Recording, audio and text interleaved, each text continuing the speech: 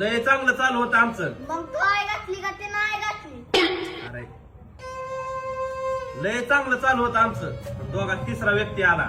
अरे दोघात तिसरा व्यक्ती नाही आला, तूच त्यांच्यामध्ये आला. आधीच ती गर्लफ्रेंड बॉयफ्रेंड होती, पण तुझ्यामुळे ती बेस्ट फ्रेंड झाली. अरे तू का बस रे. दोघात तिसरा येऊन पण तुटल्यानं नातं मी धरून ठेवलं होतं. होय रे, खाल्लं का वरनं धरलेलं हा? नातं रे.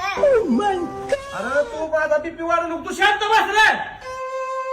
तिच्यासाठी म्या काय नाही केलं. काय नाही केलं म्हणून तर तुला सोडून गेली ती शम्या. आई,